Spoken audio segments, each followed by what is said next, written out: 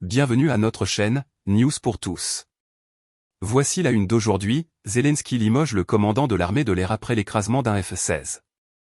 Au moins 7 personnes ont été tuées, vendredi, dans des frappes russes sur Kharkiv, en Ukraine, et 5 dans des bombardements ukrainiens sur Belgorod en Russie, selon les autorités locales, qui signalent aussi des dizaines de blessés. Le président ukrainien, Volodymyr Zelensky, a quant à lui annoncé le limogeage du commandant de l'armée de l'air, quelques jours après le crash d'un avion de combat F-16, un précieux équipement militaire récemment livré à Kiev par ses alliés occidentaux après environ 2 ans d'attente. Kharkiv, la deuxième ville d'Ukraine, située dans le nord-est à une quarantaine de kilomètres de la frontière russe, a été visée vendredi par une bombe planante russe, une arme particulièrement destructrice, ont déclaré les autorités ukrainiennes. Un immeuble de 11 étages a été touché et au moins 7 personnes ont été tuées, dont une adolescente de 14 ans, selon Igor Terekov, le maire de cette cité qui comptait 1,4 million d'habitants avant la guerre. L'attaque a également fait au moins 59 blessés, dont 9 enfants âgés de 5 à 16 ans, d'après le gouverneur régional Oleksiy Ngubov. Un journaliste de l'AFP présent dans la ville a entendu de fortes explosions. Le gouverneur de la région a partagé une vidéo montrant des voitures et des appartements en flammes, laissant échapper une épaisse fumée noire.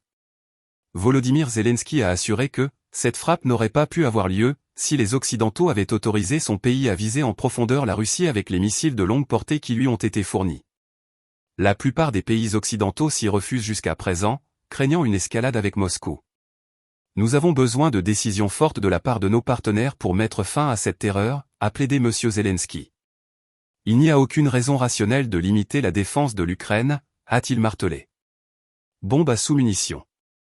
Côté russe, au moins 5 personnes ont été tuées et 37 blessés vendredi dans une frappe ukrainienne sur la ville et la région de Belgorod, frontalière de l'Ukraine.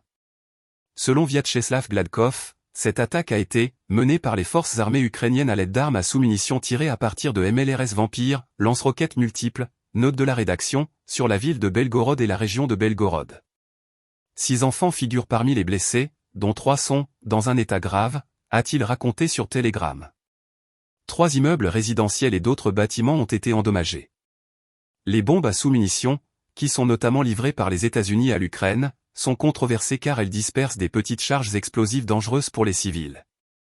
Elles sont interdites par de nombreux pays, en particulier européens. Crash d'un F-16. Le président ukrainien, Volodymyr Zelensky, a par ailleurs annoncé vendredi avoir limogé le commandant de l'armée de l'air Mykola Oleshchuk. S'il n'a pas expliqué les raisons de cette décision, celle-ci intervient au lendemain de l'annonce du crash d'un avion F-16 et de la mort de son pilote, Oleksiy May, formé aux États-Unis.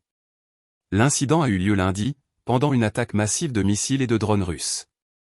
Peu d'informations ont été fournies sur cet épisode par les autorités ukrainiennes.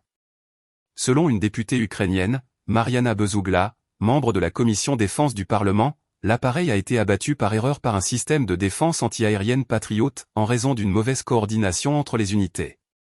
Dans l'est de l'Ukraine, où se déroule l'essentiel des combats malgré l'offensive surprise déclenchée début août par les forces ukrainiennes dans la région russe frontalière de Koursk, les troupes russes ont poursuivi leur avancée. L'armée russe a revendiqué vendredi la prise de 3 nouveaux villages, Novojlane et Kostiantinivka, dans la région de Donetsk, et Sinkivka, dans celle de Kharkiv. M. Zelensky a reconnu mercredi une situation extrêmement difficile pour l'armée ukrainienne près de Pokrovsk, un important nœud logistique d'où les soldats russes sont désormais à moins de 10 km. Merci pour la visite à notre chaîne, News pour tous.